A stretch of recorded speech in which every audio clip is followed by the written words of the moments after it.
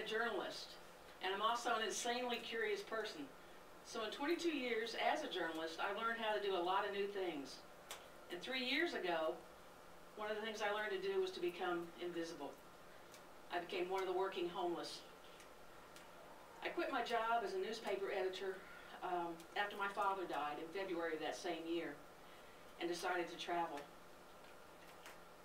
His death hit me pretty hard, and there were a lot of things that I wanted to feel and deal with while I was doing that. So I've camped my whole life, and I decided that living in a van for a year to do this would be like one long camping trip.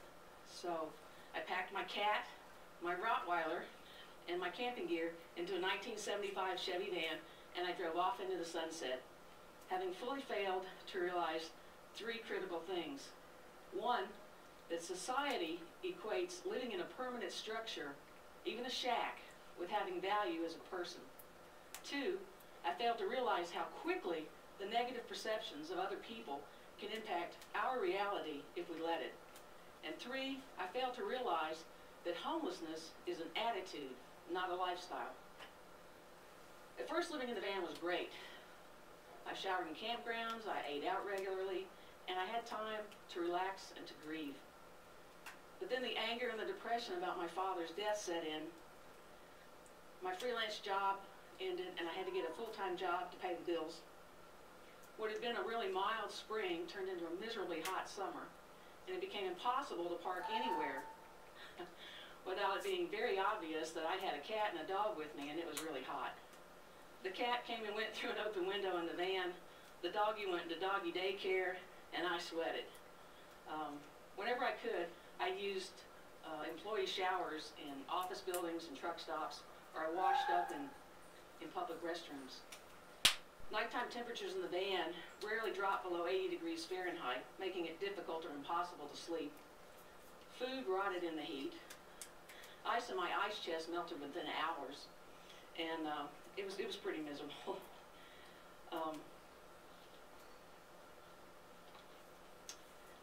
I couldn't afford to find an apartment, or couldn't afford an apartment that would allow me to have the Rottweiler and the cat, and I refused to give them up. So I stayed in the van. And when the heat made me too sick to walk the 50 feet to the public restroom outside my van at night, I used a bucket and a trash bag as a toilet. When winter weather set in, the temperatures dropped below freezing, and they stayed there, and I faced a whole new set of challenges. I parked a different place every night so I would avoid being noticed and hassled by the police. I didn't always succeed, but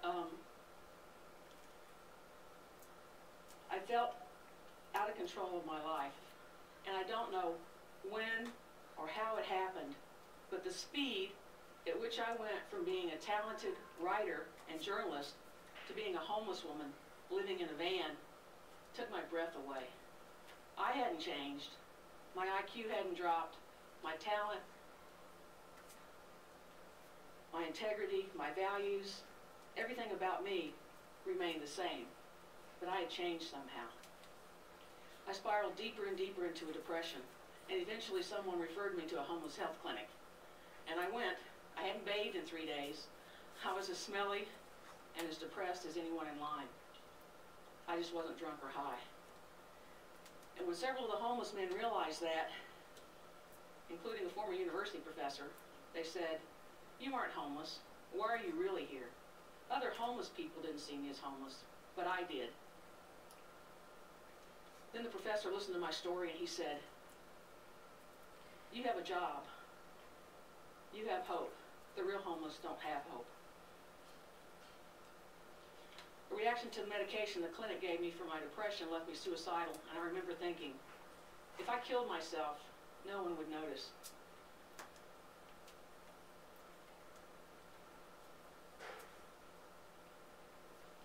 A friend told me shortly after that she had heard that Tim Russert, a nationally renowned journalist, had been talking about me on national TV.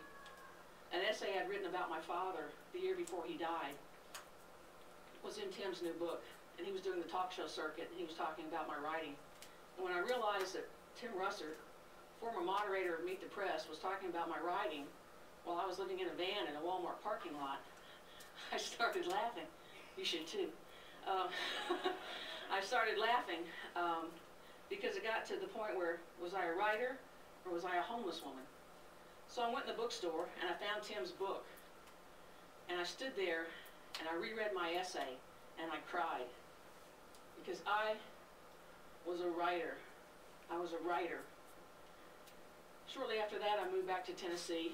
I alternated between living in the van and couch surfing with friends, and I started writing again.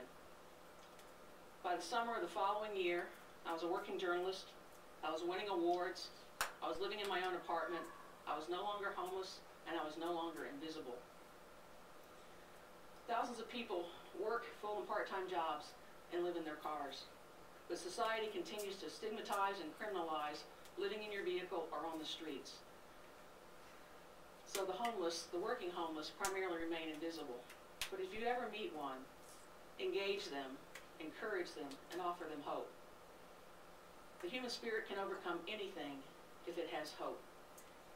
And I'm not here to be the poster girl for the homeless. I'm not here to encourage you to give money to the next panhandler you meet. But I am here to tell you that based on my experience, people are not where they live, where they sleep, or what their life situation is at any given time. 3 years ago, I was living in a van in a Walmart parking lot.